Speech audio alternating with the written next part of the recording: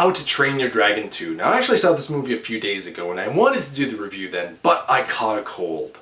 I was coughing, I was sneezing, it was not a pretty sight. I actually sounded worse than I do now, so bear with me. I really wanted to get this review out at this point, so I'm sorry if I sound a little bit different than I normally do.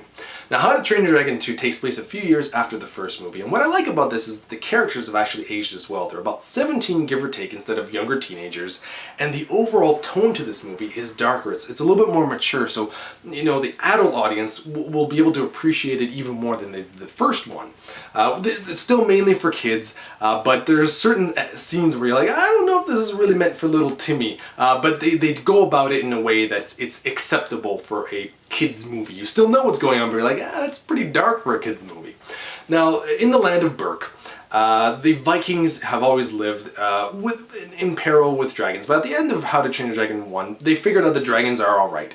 And now everybody has a dragon. This is awesome, because one of the greatest parts of How to Train Your Dragon 1 was Toothless and showing off other dragons, but mainly Toothless because he showed us so much more emotion, and pet lovers really felt this because you're like, I want a dragon like this. And if you had a pet, you could kind of see similarities to how they interact and stuff. So that's definitely a plus, because now the dragons take the forefront a little bit more than just Toothless by himself. And also, when even the Vikings are talking, they'll be talking, and in the background you'll see the dragons still doing things. And the dragons are so funny when they interact, and it's so cute. It's just one of the delights of this movie.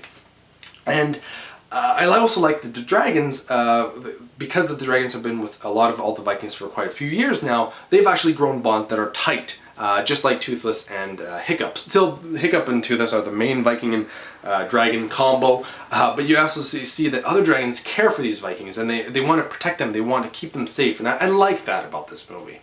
The basic plot is that there's this evil villain called Draco, I believe, who is creating a dragon army.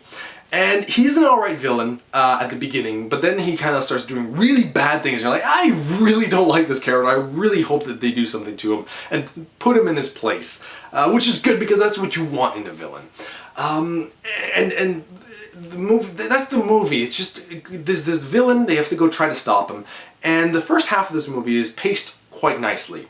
The second half I found was just kind of like, boom, we're already at the end, and here we go. I was like, oh, this is the end. All right then. It kind of felt like a TV movie, or like a TV episode more so than a movie, just because there was so much more in the first movie. There was, you know, the relationship between Hiccup and his father, how Hiccup wanted to find his identity and wanted to show that his father that, you know, you can be proud of me.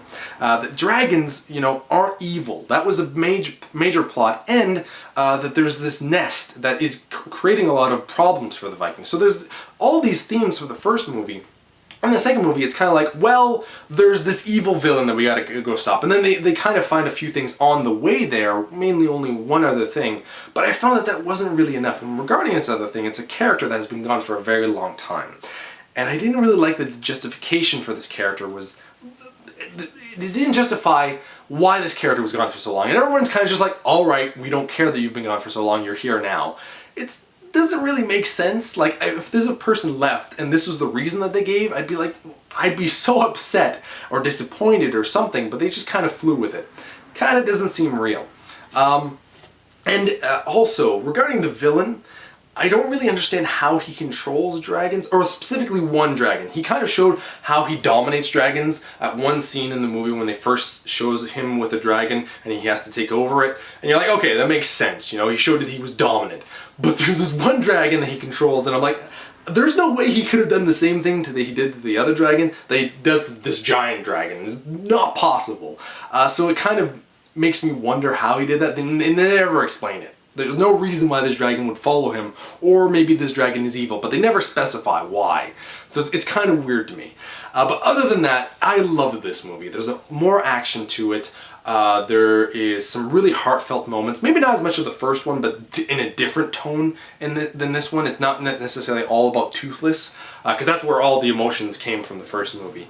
Man tears happened in that first movie. Second one too, there's one scene that happens. There's a lot of cool angles. Obviously when they're flying, it's so cool to kind of go back behind them. It's all like you're on a roller coaster ride. And there's one scene where it's in the clouds and there's some creepy stuff going on, but they really did some really cool angles, and I like that about this movie. So most chances are, if you've seen the first one and you liked it, you're going to enjoy this one even more. I'm in the minority that I still like the first one more because of everything that's going on in the first one, but I still very much enjoy this movie, and I'm going to give it an 8 out of 10. So thank you all for watching. Let me know in the comments below what you think of How to Train Your Dragon 1 and 2, how they compare. I really want to see if I am in the minority and I'm just one of the few that really like the first one more. Still very much enjoyed this one either way though. So thank you all for watching. You've been bearded in. Beardage.